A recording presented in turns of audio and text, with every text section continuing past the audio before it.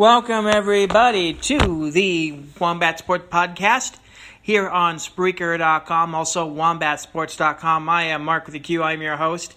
I know it's been a while since we did a podcast, but there's a lot going on this weekend. I figured we'd kind of catch up on a couple of things before all this kind of chaos kind of happens over the next couple of weekends. Things are kind of really great on my end. Sorry that the website has not been updated as of late. Like I said, things have just been chaotic in terms of my personal life. But once we kind of get everything kind of settled down after this weekend, I assure you that the website's going to be updated, and we'll be doing a more expanded podcast. And hopefully within the next couple weeks, everything will kind of level out, and we'll have some exciting news coming out in terms of where this podcast is going and how the website's going to go and all that as well, because we'll have so many different opportunities when I move down to Las Vegas. So we will. I'll keep you guys posted on that. With that in mind, I think the biggest news right now for me is the fact that Girls Grappling and Grit will be making its debut, world premiere, at the Artemis Film Festival this weekend on Sunday at 12:30 at the Monica Film Center in Santa Monica. So if you guys are in the LA area, please stop by. Tickets, I think, are $12, but it's going to be well worth your time to go down there and see what the future holds in terms of women in wrestling. And a lot of these girls are going to be the future of what MMA is going to be all about. So it's going to be well worth your while, and you'll get to see my film and a couple other kick-ass little short films, short documentaries as well. So please, if you guys are in the LA area, go to ArtemisFilmFestival.com. You guys can get tickets there. Like I said, Monica Film Center in Santa Monica, California on Sunday at 12:30. So make sure, if you guys are in the LA area, please stop by. Make sure to say hi. I'll be there doing a presentation as well. Danielle Hobika, who was a former wrestler and former MMA fighter, will also be there. She was a part of the documentary as well. So make sure you guys check that out. And another person that will be in LA that was a part of the documentary, but she won't be at the presentation as far as I know, Kyra Batara. She's going to be really busy on Friday night in LA. I'm going to miss that. I'm going to miss Combate's Reinas by a couple of nights. I won't be there that night. I wish I could be there for this, because it's a really exciting night for Combates. There's how many? 1, 2, 3, 4, 5, 6 female fights on the card. It's most of the card. You guys can check out the whole thing on DAZN.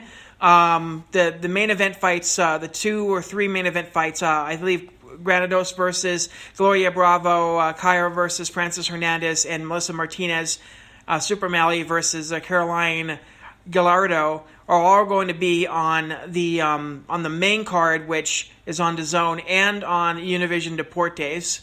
So if you guys don't have the DAZN, if you want to see the main event fights, you guys can go to Univision Deportes, and they'll have the final 3 fights on there. So make sure you guys check that out. So yeah, there was a little bit of craziness going on this past week in terms of Combates. Angela Magana, initially she had to be pulled out because of an injury, something that required surgery. She ended up being in a coma for a couple of days, but now she is recovering. Thank God that she's actually being... she woke up and she's recovering, so obviously she had to bow out of her fight with Kyra. Francis Hernandez is stepping up from a prelim fight. That means that Charissa Segala is not a part of the Combates. She was initially supposed to be Francis. Charissa will be fighting for Combates in the next few weeks. So at least she's got another fight lined up. So guys, if you're in the LA area again on Friday, Combates is going to be doing a live event there. Very exciting. Like I said, 6 female fights on that card. So you guys can check that out as well if you're in the LA area, or just watch on DAZN. Like I said, the top 3 fights will be on Univision Deportes. So make sure you guys check that out as well. Okay. Let's see here. Going from Combates to another, and the next night, Bellator and UFC are going to be against each other. Bellator will be actually on DAZN as well. The main event is the co-main event of the Bellator fight is Lele McFarlane defending her championship against Veda Ortega. That'll be Saturday in San Jose. So if you're in the Bay Area, you can go and get tickets for Bellator. It's like I said, it's also streaming on DAZN. So if you have DAZN, definitely check that out as well. I believe that's the only female bout on the card. So definitely check that out. It'll be interesting to see how everything kind of sets with Lele, because if she ends up being Veda, it's that contenders list is very, very short. There isn't a hell of a lot of girls that are having really huge win streaks right now in Bellator. I'm interested to see if Bellator picks up anybody from the UFC or elsewhere to kind of build up to be able to face Lima. But Lima's just looking unstoppable as of late. Been busy this week as well. Congratulations, she's actually purchasing her first home. So it'll be interesting to be able to see what Lima kind of does with her stuff. But she is fighting on Bellator as well. And a side note on Bellator, congratulations to Leslie Smith, who is signed to Bellator. She's actually going to the 145 division and not down to 125. I had talked to Leslie last year if she was planning on signing to Bellator. She said she was interested, but at 125. But Leslie actually would be a really good person to go up in there because, again, we don't have very many contenders for Julia Budd at the moment. So if they can build up Leslie, it'll be interesting to see if, a Leslie Smith versus Julia Budd fight in the future. Let's see here. Let's go down to the UFC. Couple UFC notes. First of all, Nicco Montano was not announced that she was under suspension, but you saw that, magically this past week, basically said that she was under a USADA suspension for a tainted supplement. She went ahead and took her 6 months. So her suspension will end in the next couple weeks. A lot of people were wondering what happened to Nicco.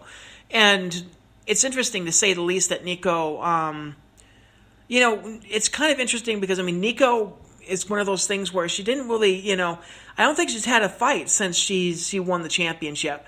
So I don't know where she stands in the UFC right now. I don't think she's going to get a title shot right away. It doesn't make much sense for her to jump in line, especially considering all the stuff that kind of went through. We don't know if she's going to be able to make weight, all this as well. So it'll be interesting. They'll give her probably my prediction, she will get a top 7 opponent.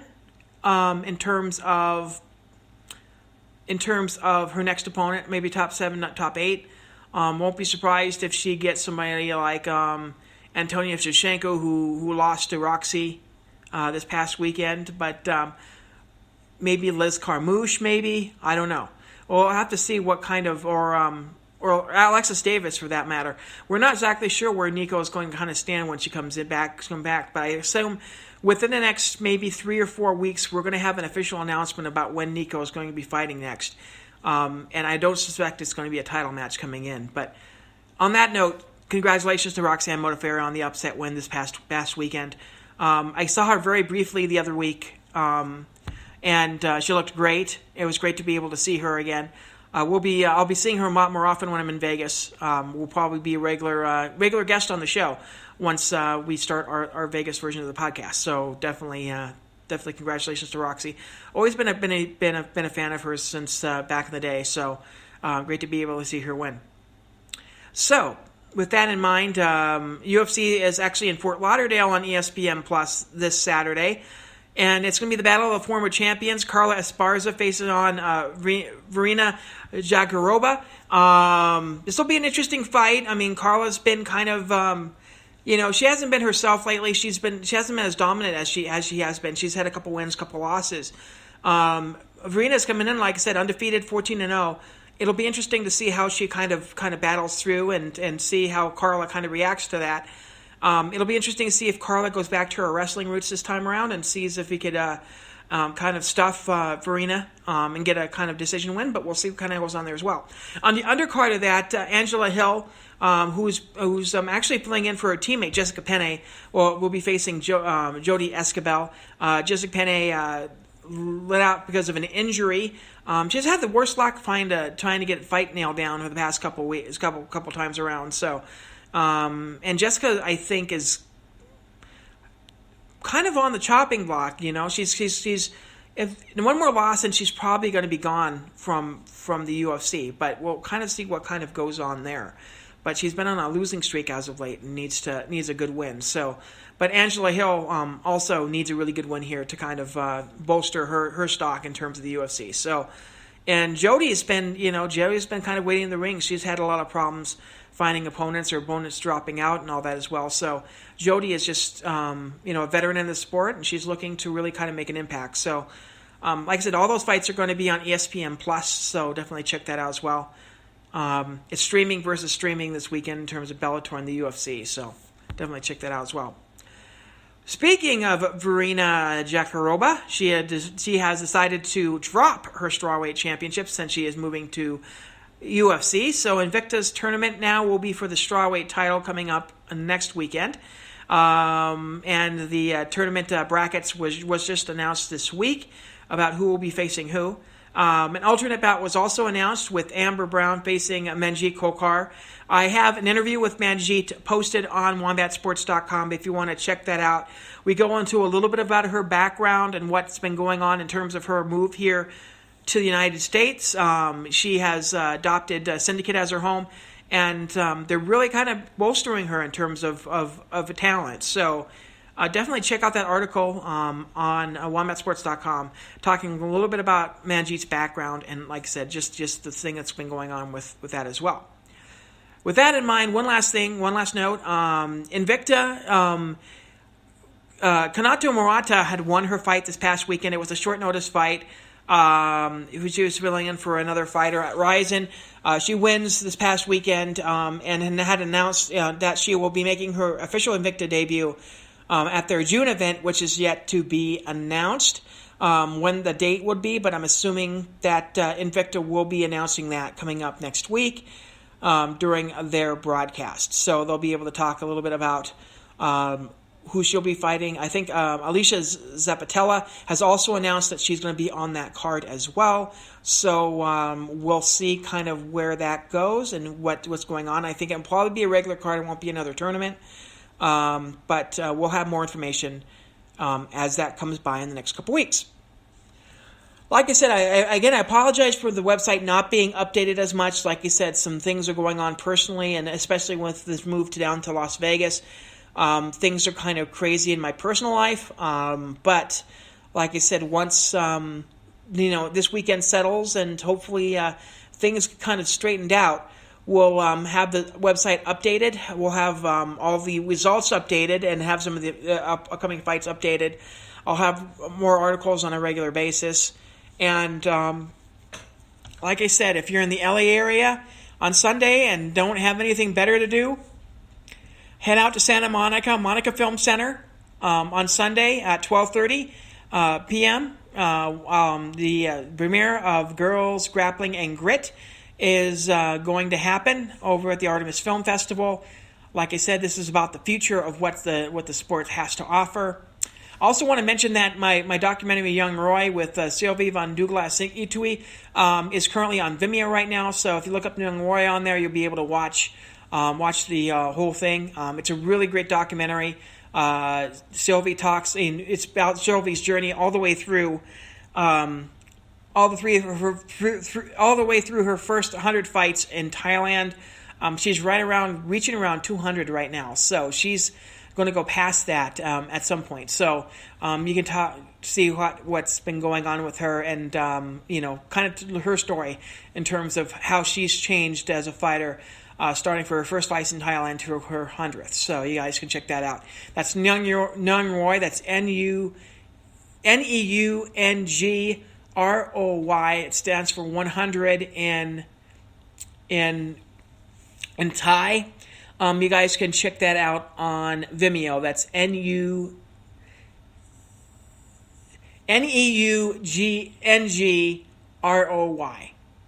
There you go. Neunggroy. Young Roy. So you guys can check that out on Vimeo as well. And there's a trailer out there. So if you look up the Young Roy trailer, you'll be able to see it as well. So yeah. What's going to go on? Like I said, and anything else? I'll probably have some. I don't know if I'll get any interviews this weekend. I'm not going to probably see any fighters right away. In terms of being in Vegas for a very short amount of time, and Los Angeles as well. I'm going to be busy at Artemis.